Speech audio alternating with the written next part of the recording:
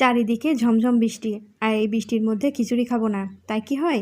আসসালামু আলাইকুম ভিউয়ার্স, আজ আমি তৈরি করে দেখাবো ভুনা খিচুড়ি, তাও আবার প্রেশার কুকারের মধ্যে। অনেকে কিন্তু পরিমাপটা সঠিক জানে না। আজ আমি সঠিক পরিমাপ সহ খিচুড়ির রেসিপি দেব, আমার সঙ্গে কিন্তু থাকবেন। প্রথমে আমি একটা প্রেশার কুকার নিয়েছিলাম, আর প্রেশার কুকারের মধ্যে ধুয়ে রাখা চাল আর ডাল একসাথে দিয়ে দিচ্ছি। এখানে আমি শুধু মুসুরের ডালটা দিয়েছি, আপনারা চাইলে কিন্তু যে কোনো ডাল আর কিছু নিতে পারেন। আর নিয়েছি পেঁয়াজ আর রসুন, বড় সাইজের 3টা পেঁয়াজ আর একটা রসুন।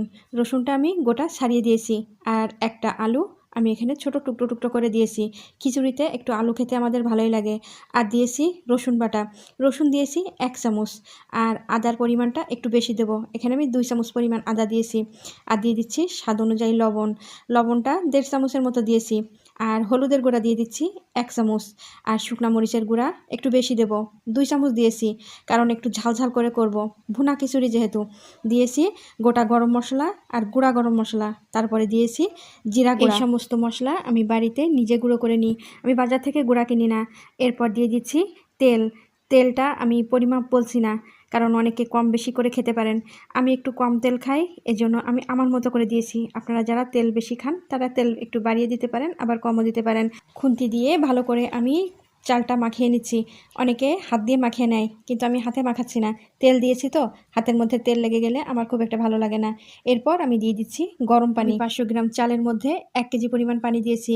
এখানে গরম পানি দিয়েছি, আপনারা চাইলে কিন্তু নর্মাল পানিটাও ব্যবহার করতে পারেন, কোনো সমস্যা নেই। আমি ভুনা খিচুড়ি করব, এজন্য পানির পরিমাপটা ঠিক রাখতে হবে। আর যে পাত্রের মধ্যে আমি চাল ধুয়ে নিয়েছিলাম, সেই পাত্রের মধ্যে কিন্তু পানিটা ঢেলে দিয়েছি, কারণ ওখানে কিছু চাল লেগেছিল, সেই চালগুলো আমি নামিয়ে নিলাম। এরপর ভালো করে নেড়েচেড়ে দিয়ে দিচ্ছি কাঁচামরিচ। দেখলেন তো, অনেকগুলো কাঁচামরিচ দিয়েছি, কারণ খিচুড়িটা একটু ঝালঝাল করে করব। ঝাল ঝাল খিচুড়ি খেতে আমার বাসায় সবাই খুব পছন্দ করে, আমার বাচ্চারাও খেতে পছন্দ করে। আর দিয়ে দিচ্ছি চিনি, 1 চামচের থেকে একটু কম চিনি দিয়েছি। চিনিটা দিয়েছি স্বাদ বাড়ানোর জন্য, চিনিটা কিন্তু মিষ্টির জন্য দেইনি। আপনারা চাইলে দিতে পারেন, আবার না হলে স্কিপ করতে পারেন। এরপর আমি প্রেশার কুকারটা চুলার মধ্যে বসিয়ে দিয়েছি। বসিয়ে দিয়ে এখন ঢাকাটা লাগিয়ে অপেক্ষা করব ভাতটা হওয়ার জন্য। আমি অপেক্ষা করছি, তারপর ফিরে আসছি। বন্ধুরা, ফিরে চলে এলাম। দেখেন খিচুড়িটা কত সুন্দর হয়েছে, ঝরঝরা একদম, কোনো রকম আঠালো ভাব নেই। এই ভুনা খিচুড়িটা খেতে কী যে মজা হয়েছিল আপনাদের কি করে বলবো। সাথে ছিল গরুর মাংসের কালা ভুনা, অসাধারণ স্বাদ আর অসাধারণ রেসিপি, কিন্তু আপনারা চাইলে একবার ট্রাই করতে পারেন। আর আমার এই খিচুড়ির রেসিপি ভালো লাগলে অবশ্যই কমেন্ট করে জানাবেন, আর বাড়িতে তৈরি করে আমাকে কিন্তু কমেন্টে জানিয়ে দেবেন খিচুড়িটা কেমন হয়েছিল। আর নতুন নতুন রেসিপি দেখার জন্য আমার পেজটিকে ফলো করে অবশ্যই সঙ্গে থাকবেন। সবাই ভালো থাকবেন। আল্লাহ হাফেজ।